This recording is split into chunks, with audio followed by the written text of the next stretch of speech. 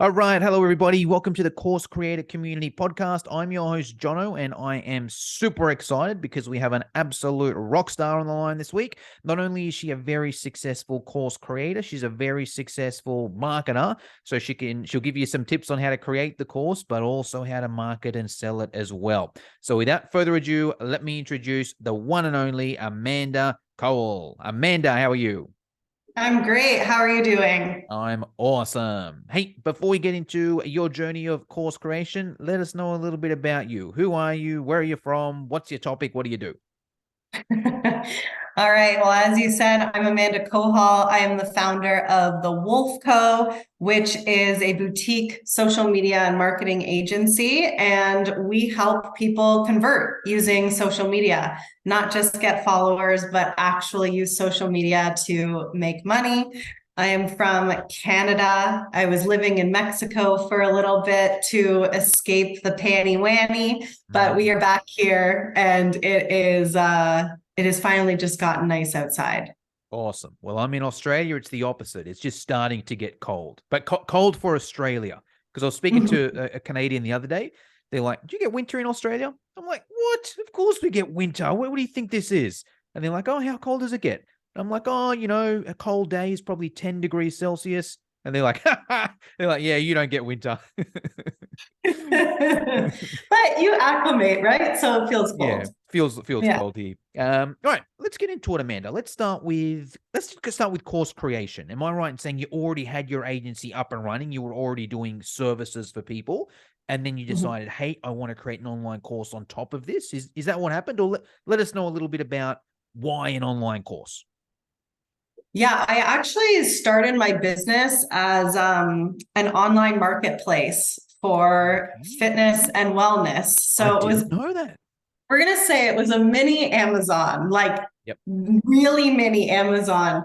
But I was not a coder. I had no business doing that business. And so I kind of had like I guess a kind of come to Jesus moment where I was like, what am I doing? I've always been in marketing. I've always loved social media. Why don't I actually just lean into this a little bit more? So I started doing that while I was working at corporate. I have a pretty long corporate career, was doing both. I got fired from a job, tried the stuff on my own. Then I was like, maybe we need to go back to work for a little bit, went back, finally quit. And during the pandemic, actually, is when my business really, really took off. Mm. And it was then that I started to create a lot of courses. I'd always had an online membership, and I actually had an in-person membership too. We would host a lot of events and trainings, and just a place for entrepreneurs to get quality content. Because I found when I was first starting out in entrepreneurship, you're hitting up the Googler, you're looking at YouTube for Mm. everything. And a lot of the times you would just kind of like fall flat and Yep. end up with nothing or a dead end, or they'd be like, now buy this Yeah. $5,000 course to learn the next step. And that's when I kind of had my aha moment of, well, I'm going to do this and I'm going to do it better. And I'm going Mm. to create a place that is affordable, accessible for anybody, anywhere to get quality information, from everything, not only that I've learned, but from my network that Mm. I've built along the way in corporate. So the membership kind of spearheaded a lot of the courses that I do. Let's And go back a step there. Let's even spend a minute yeah, here. So what year was this? What year did you start the online membership? uh, 2018. Oh wow. Okay. So you had that for a while. Mhm. It didn't really take off though until 2021. Okay. Tell me about that. Mhm. So let's go back to the start to start with maybe. So you created the online membership. Let us know roughly details there. What were you charging for it? What was included? Oh my gosh, I was If you can remember. charging, yeah, I think it was $22 a Gotcha. month. Yep. And there was no like initial startup fee or anything like that. You can cancel anytime still. but $22, and I was showing up live like every single week. Oh, wow. We had a whole Facebook group that I was in multiple times a day. I was bringing in these guest experts and just like pumping out content. Yeah. And I was like, $22 doesn't really seem like a lot for what's going on here. Did you have people in there? Do you remember how many people you had kind of in Yeah. those days? Yeah, when I first launched it, like the first day, 25 people signed up. Okay. And I was like, okay, so maybe I'm onto something. I didn't really have a container to house my community at the time. And then this was the solution for that. And it was kind of up and down from that point until 2021 It was when always around 20, 30 people kind of thing you're saying in there? around 30, 40 was always around. And then 2021 hit after I started really utilizing Instagram stories, like going hard in Instagram stories, because it hit me. The audience in stories are people who already follow you. They're familiar with your brand. Yeah. Right. They know your nuance, they know your lingo, all of that kind of stuff. So they're warmer. And I was like, why am I busting my butt trying to create all this content for the Instagram feed? At this time, TikTok wasn't a thing. So Instagram was the hottest. And they promise you virality and reach and all these things. And you're creating and creating content to get a really small percentage of your existing followers seeing your content, let alone like anybody who's I new. can't remember the last time I even scrolled my feed, to be honest. Right? Yeah. It's just like not really a thing. So I was like, we're doing this wrong. I was like protesting the feed. And at first my audience was a little bit like, where's your content? Because they were used to me posting every single day to my feed. But I cut off a source. I let them know in my bio. I let them know on the feed. I let them know in my stories, like, this is where you're going to get content every day. And like all types of content, not just trainings, educational stuff, but you get to like hang out with me. And I really leaned into my goofy side and just, the dumb things that I do in a day, and my life in Mexico, and it took off. Okay. So a couple questions there. Was the membership still the same? It was still $22. It was still going live a heap. That was still the same in those days? No, I increased the price. It was a pretty big jump from $22 to $67 a month. Yep. And I also opened up a VIP upgrade. So at the time, I think there was 10 spots available with me. So on a monthly basis, you'd get 45 minutes one-to-one with me, my eyes on your brand, your content, your strategy, whatever you needed from me. In addition, they get access to everything that the membership had. Gotcha. Can I ask the price point on that, the VIP one? The VIP was $149 a month, which was a great deal. And it still actually is sitting at $149 a month. And that's a max of 10 people, did you say, can get that, or? A max of 10 people at a time, yeah. Yeah, gotcha. Awesome. Yeah. All right. So we waitlisted, right? And it created a little bit of excitement and desire to be one of the VIPs and get a slot, even if it was just one time. Yeah, that's a great idea. Love it. All right. And the 67. So when you say it started to take off, can you maybe share some of what numbers you got to back in 2021? And then if you're still running it today, what kind of numbers you've got in there? Yeah, to 150 in 2021. Well done. Which I was really about, because it was still not necessarily like a low maintenance offer that I had. It was fully evergreen and automated. I was still showing up weekly, live, and we're just getting to know each other. But I talk a lot. And so all my sessions would always go over because I never wanted to leave a question unanswered. Yeah.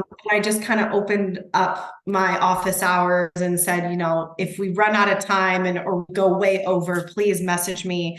And I found that that actually built my community more, focusing on who was there. Mm. And they essentially became the messengers Yeah, that's of great. my programs and my brand. Yeah. That's great. Yeah. Love it. And it just cut out for a sec. So I just want to make sure the listeners heard it. There's about 150 members back then, did you say, or now? And yeah, Gotcha. we're down to about 75 right now. Okay. We have been promoting our membership Okay. lately. We Because now have you been focused on a new offer. Yeah. gotcha. And is that when you switch to courses? Yes. Awesome. All right. Well, let me think of let's stick with the membership for now, and then we'll move on to the courses. Okay. So, because that's pretty good. I mean, to build it to 150, it sounds like it was making about 10K a month, give or take, if you add up the VIP and also the membership as well. In terms of the marketing for the membership, you mentioned Instagram. Did you already have a decent Instagram following? Was it Instagram that built that membership, or 2 points here? A, what did you do? And then also for the listeners as well. They're kind of like, man, how can I get 150, straight away? Tell us kind of both of those two things. Yeah. So I primarily used Instagram and Instagram stories. Gotcha. I You, still, you I mean, already, but still you use already it. had a following. Did you have a decent following there, or? Yeah, so in 2021, I started at about maybe like 5,000 Okay. followers. Yep. And I mean, Instagram followers, it's like, how many of those are really bots? Yeah. I don't know, I'm still seeing them um, Yeah. all over the place.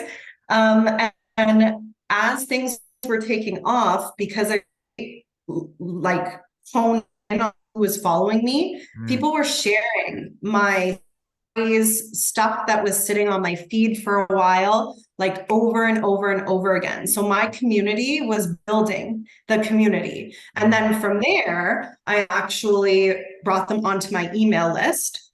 And I would share like really personal stories in my email list, or like kind of talk smack about the social media industry a little bit, things that Love I it. would never do on social and that you could only get in my email list. So I created a little bit of exclusivity over there. And I really wanted to define two spaces as opposed to just sharing the same stuff on every single platform. Yeah, that's great. Awesome. All right, cool. That all makes sense. We'll switch to the courses in a sec. Just a quick question with memberships in regards to the tech. What platform did you use? I'm using Kajabi now, but for years when I would just host kind of like one-off master classes, Yep. that kind of led into the membership. I was using Google Suite. Oh, yeah, I Google remember I read that. was everything. Yeah. And I swear to this day, I could probably still use Google Suite Yeah. paired with, a checkout platform like Stripe or Yeah. PayPal. It'd be totally fine. Yeah, 100%. Yeah, it's great. A lot of people kind of it's a big question with course creators. Oh, should I use Kajabi or Teachable? And look, they do have that's probably an easy one. Go to get Kajabi out of those two. But I think another important message is it doesn't always matter. Like I tell a story about the best course I ever did, which was an email marketing course from Digital Marketer, which was delivered on Google Drive. I paid, I think, $5,000 for that course. It was great. Like the content was great. It was just on Google Drive, module 1, folder, here's everything you need. Module 2, folder, here's everything you need. Module 3, and there's videos and checklists and whatnot in there. It was great. So I love that. All right. So speak to me about the courses, Amanda. It sounds like the membership was going pretty well. Why the switch to courses? Well, I mean, I still have the membership going, but I love to go into my social media lab and I come up with a lot of ideas. Plus, I was really paying attention to the modules and sections and lessons of the membership that were the most viewed and the most like Love it. rewatched. And I was like, hello, what if somebody just wanted how to sell on Instagram stories Mm, as a standalone course, yep. kind of a la carte style. So I actually looked towards my membership first. I call it shopping in your own closet.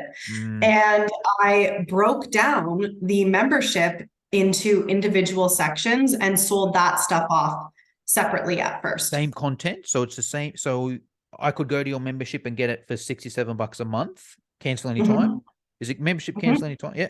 Yeah. Or I could purchase the one-off course for how much were you selling the online courses I for was roughly? selling those between $57 and $99. Yeah, okay, gotcha. And you'd have then a Yeah. suite of those as well, kind of thing. Yeah, and then it made sense in my language through Kajabi, and even in the order bumps, I'd have the language of like upgrade to the membership and get this Nine of plus these. this, right? Yeah, yeah, yeah. Gotcha. Awesome. All right, cool. Makes sense. And how does that kind of stack up financially? Are you making now more from the online courses and the membership, or what does that kind of look like? Yeah, so the online courses, when it's a really good patch of time, can Yeah. be anywhere between 20,000 a month and Woo! 50,000. Okay. Off the So, $50 to $100 product you were saying. uh-huh. That's amazing. I Okay, think but that's my secret though is yeah. this is when I started to introduce TikTok and Okay. started taking TikTok seriously. Yeah, wow. So this is an important conversation. So I speak to a lot of course creators, right? I think I've had hundreds on this thing here. I don't think I've heard anyone make that much revenue at that price point. Usually the people making, 20 to 50,000 selling 300, 400, 500, 1,000, $2,000 courses. So off 50 to 100, that's amazing. So congratulations. Have you got a course on that, by the way? I do share a lot of free content actually on it. Okay. But have you So got a a part course? of I'll, my I'll like I'm sure our listeners will buy that course right now. If you have you got it or not? I do. The InstaSite course teaches this entire strategy. There we go. Give it a plug. Where do we go to get that? Yeah. So go to my Instagram, the wolf with an e.co, and you can scoop it up. It is $99. Woo. And that'll teach us how to sell. Let's okay, maybe we dive into that a little bit. Yes. Sell your So products and your entire social media strategy, but we'll get into it. okay, cool. So Yeah. say with yours, so $100. So you're selling what's that? Two I'm hundred not good at courses a math. I month? have my calculator out. Oh yeah, yeah, yeah, perfect. So well, yeah, what's say 20,000 divided by 100? You're selling about 200 minimum 200 courses a month, probably closer to 500. Yeah. That's amazing. And how big's your following on both TikTok and Instagram? My TikTok just hit 30K, Yep. and my Instagram is really small now, Yep. which I need to tell you about because this goes with everything and why I kind of just leaned into TikTok a lot. Yeah. So Instagram, I think, is at 2,100. Yeah. I was almost at the 10,000, the lucrative 10,000 Yeah. on Instagram. Yeah. And Instagram disabled my account. Oh wow. Not once, but 6 times. Oh, do you know why? Did they tell you I why? have no idea why Yeah. till Wow. this day. The Yeah. process to get it back is it's very strange. Yeah. And you just like don't ask questions. They Yeah. basically just like will give you your account back or they don't. So I started a new account because I was kind of like traumatized from that Yeah. experience. Yeah. I've been When there. it got disabled though, was like when my community was super strong, I Yeah. brought people to my email. I had them on Yeah. a community platform called Geneva. Okay. So I was able to still like grow and grow like crazy. Like On Instagram, you're saying? no, when I didn't even have an Oh, Instagram okay. account, Yep. my business was actually growing like an insane amount. Yeah. Wow. Yeah, it was wild because again, like I'm such a big believer in like focus on the people who are already there. Yeah. They will share and grow your community for you. And Yeah. that's exactly what happened. So I had people from my membership and people who had downloaded my courses literally still sharing my courses or my email list in their Instagram stories. And they'll be like, she doesn't have Instagram anymore. Instagram like dissed her. But you can still get her content here or follow her on TikTok. And TikTok changed my entire life. Yeah, that's great. And do you know, so let me just get my head around this. Of the say, and I don't know if you know the answer to this, but of those 200 to 1,000 sales that you make a month kind of thing, do you know like how many are from TikTok, how many are from Instagram, how many are from email? Do you know those kind of percentages roughly, or can you share anything there? I don't know the percentages exactly, but still the majority comes from Instagram. At least that's what my data says. But a lot of people are discovering me on TikTok first. Gotcha. So they discover me on TikTok, do a little snoop-a-loop, click Follow on my Instagram. Yeah. And Email then, or whatever. and then they're like, oh, okay, this is legit kind of thing. You know how people are. So, that's where it's mostly coming from. And then when I actually turn the play button on my emails, because they're currently paused, a lot of conversion comes from there too. Because again, the audience is warm, they're super familiar with me. So you have a better chance, like I don't want this to sound bad, but a better chance of converting when somebody is familiar with you. 100%. Yeah, that's great. Okay, so let me get my head around this system a little more. So those hundreds of sales you make, we know that TikTok's great. A lot of people find you on TikTok. They'll then go on Instagram, maybe go on the email list as well. You mentioned the emails are paused. Let us know a little bit about that. Like, so are people just going on Instagram and watching your stories and buying? Or are they opting into the free thing and then going through an automation and buying? Or do you send out like broadcast emails saying, hey, here's, 4th of July special? Or whatever the equivalent is in Canada. Tell us about that kind of side of things, the sales side, I guess, is the question. Yeah. So, I mean, my emails are paused right now because I'm revamping them and we're rewriting them. So not even an automation. No one will go on, get a free thing and go through an automation? I have one freebie on my link right now. I use Stan Store. I don't know if you're familiar with that tool. That's a streaming thing in Australia. It's like a Netflix. That's our version of Netflix, Stan. Stan? Oh, okay. Look, we should talk about it because it's actually a really cool platform, and you can build memberships and do courses and everything on there. So I use that, and sorry, wait, what was the question again? Now more about the process. So say like, how does someone actually buy? Do they just buy straight off your Instagram, or do they, go into an email automation? What does it kind of look like? Yeah, so the only emails that I have automated right now are like the standard emails, like the thank you for your purchase, abandoned cart, if there's a return, like those ones are there right now. And the free product that I have, so what I set up is you get the freebie, which is a content repurposing map. So it shows you how you can break up and redistribute your content from a long form video and from a short form video. Literally in the thank you email, I have a PS. If you like this, then you might also like that. And I upsell to my InstaSite course, which is our bread and butter, and conversion usually happens there. And that's the only thing that they're getting right now from free to checkout. But most people will just click on my Stan link from either TikTok or my Instagram stories or even just my Instagram bio, and they purchase the $99 product right away.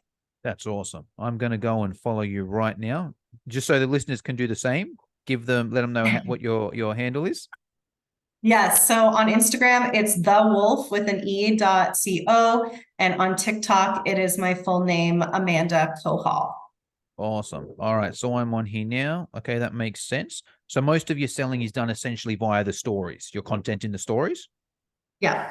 Awesome. Well, let the listeners know a little bit about that. We're obviously going to follow you, and we're going to see what your content is now, and ideally buy your course as well and get it in more detail there. But give us a little bit of an overview. Both sides of things. What kind of content do you post that you find works well and leads to sales? And then the flip side, if someone's listening to this, they're like, yeah, that's all well and good for you, Amanda, but what can I do that could help me make sales? What tips can you give us there? So I very rarely say things like click the link in my bio, or Okay, wow. if you want more information, click here. I categorize that as like a hard call to action. So I put my call to actions in 3 different categories: hard call to actions, soft call to actions, and no call to action, which is like my favorite way to sell, and how I was able to do $100,000 in 4 months. Woo. Like, it was wild. And that was from one TikTok video that took me top to bottom 10 minutes to make. I filmed it in my car because me and my husband were living at my parents' house while our house was getting renovated. And they said that my content creation was too loud. So I turned the car into the studio and I just hit record, like wasn't wearing any makeup. I just did my thing. And it was $100,000 in 4 months that I made from that one video. That's crazy. I think I've got to get you on for so many different podcasts. We've got to get this Instagram story one. We've got to get the how I made $100,000 from one TikTok. Yeah.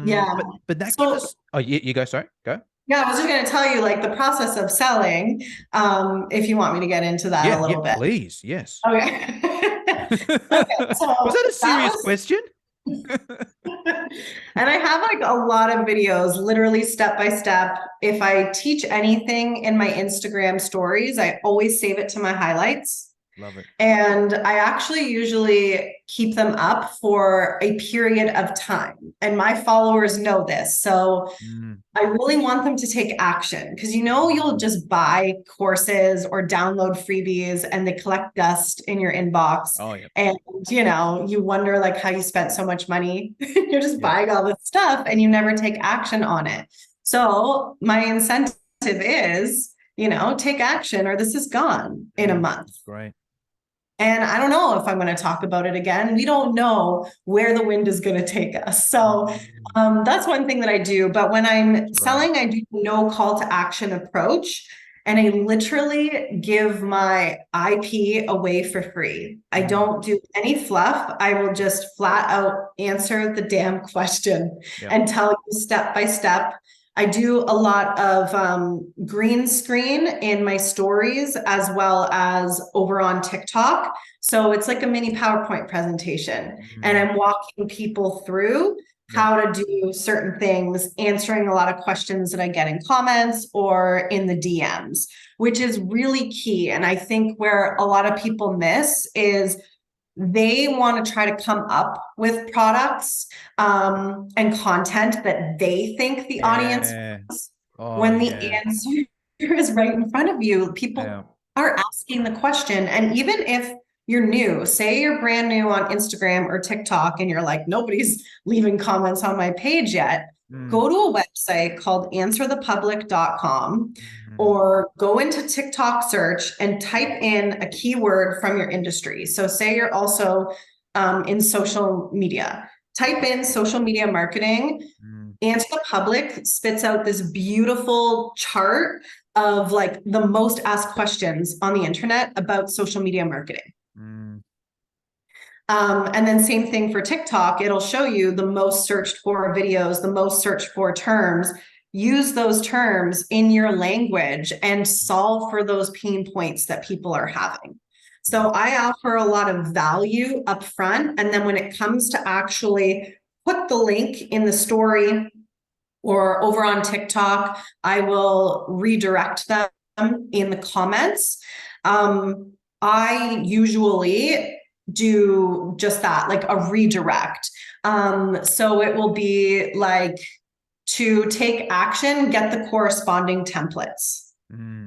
Or I'll even sometimes take them down a rabbit hole of my content where I know a hard call to action lives. And I'll say, if you liked this, then you might also like. And that language is really familiar, right? We see it when we're shopping on Amazon. We see it online all the time, but familiarity leads to consumption, whether it's just binging content or actual consumption in terms of sales. Love it. Okay. Well, I love those. I love all those tips there. I think I'm going to check out your course, Amanda. I think I'm going to go on and purchase it. And question, do you do affiliates for that at all? Yeah. Okay, cool. We'll speak after this episode as well. There's a couple questions I like to finish off with, Amanda, which revolves around mentors. So you're obviously a mentor for plenty of people that want to sell more stuff online. I'd love to know who your biggest mentors have been. And if you could answer this in a few different ways, if you could give us a paid mentor, so someone that you've done their program or their course or their coaching or whatever it is, an unpaid mentor, so someone that you haven't paid, but you follow them on social, you listen to their podcast, subscribe to their YouTube channel, whatever it is, and a book that you recommend everyone should read if they want to sell more courses online. So mentors, paid, unpaid, and book. Okay. So I haven't really had too many paid mentors. When I was in corporate, I had one, very sales focused. So I think that's where I picked up a lot of this, from him. He's passed away now, but, just taught me so much about sales. But somebody else that I worked with who really helped me with LinkedIn specifically, and my very first one-to-one client, because the course that I sell for the Insta site, we also do that entirely done for you. So we set up the full social media. You'll see what it's all about when you go and check it out. But Belinda Aramity is the one who helped me close my very first one-to-one client. And I talk to her every 2 weeks. And she always is just sharing these golden nuggets about sales, but more so just the listening and understanding people and not getting too ahead of yourself, and screwing up the sale or the relationship by talking too much, which, as maybe you can tell, I do like to talk. I told you this earlier.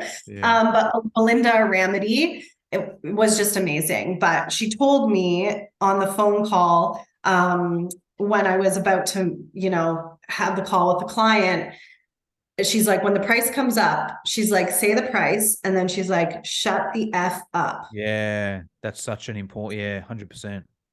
Yeah. And I was terrified. Like I was like literally shaking on the call. It wasn't even a video call. It was just a phone call. My hands like this. Kind of thing. And sure enough, she's like, yep, send me the invoice. And I was like, could I have charged more? Probably, but I mean, you get nervous, right? Non-paid mentor who I follow religiously is 2 people. One, Neil Patel. Oh yeah. Do you follow him? Yeah. I like his SEO stuff.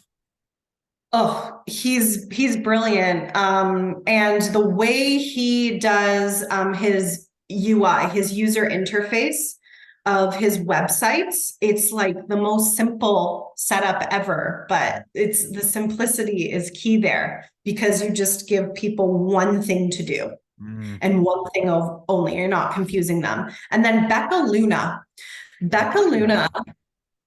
Yeah, you probably have seen, she does website in a day is her like signature program. I don't even think that she knows how much of a fan I am of hers. Like I've never even DM'd her. I just like watch her from afar and I'm just like, oh man, she's got it going on. Like she is brilliant. She's already like a multimillionaire and she's in her 20s and she just does all digital. You should probably get her on your podcast. Yeah, I'm going to follow her right now. What's her name again? Becca Luna. Awesome. Following now. Yeah. Yeah. And her mom is also in the online space, Jaya. You can find her from Becca's Instagram. I can't remember what her last name is. But yeah, she has some really great content as well about just like showing up with confidence online. Yeah, I can tell because the first post I see, last post, the F Marry Kill one. Yeah. Yes. Yeah. she's just like real. And again, it's no fluff. Like she's not one of those, oh, I'm going to make this real. 3 ways to do blah, blah, blah, but read the caption for more. And then the caption is something you could have just Googled. Like you'll never find that on her page. And I just love her for that. She's also just tell it like it is. Just give the people the answer. We don't need to dance around it. And then book. You said a book? Yes. Yep. Okay, so I've learned the most about business from books about social media or Oh, the interesting. internet. Yes. So one of my favorites is called American Kingpin.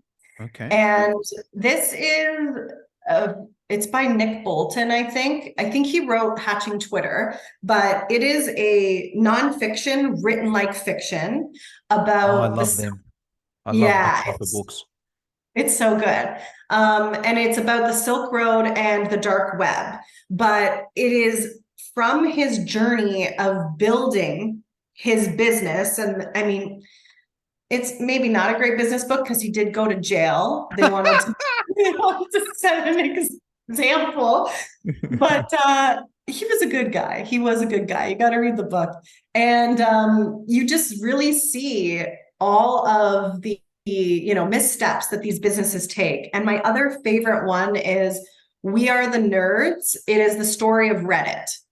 Ooh. Like how they built it all, selling it, the founders like coming back into it. There's a little bit about Serena Williams in there because she married one of the founders. So it has a little bit of everything. It's a chunky book, but again, you really just learn, oh my gosh, like these, multi-million, billion-dollar companies are run by regular people What was who the have no idea. Oh, here we go. We Are the Nerds, the birth and tumulus life of Reddit. Got it. Yes. Christine, awesome. I've just put those on my shopping list now. They're great. So most Yeah. because I obviously asked this question to everyone, and the answers are always pretty similar. I get Alex Hormozzi's book, get Russell Brunson's book, get Think and Grow Rich, So there are some really different ones. So I love those there. Thanks for that, Amanda. I've got them on my wish list. Yeah. Final question is the $1 million question.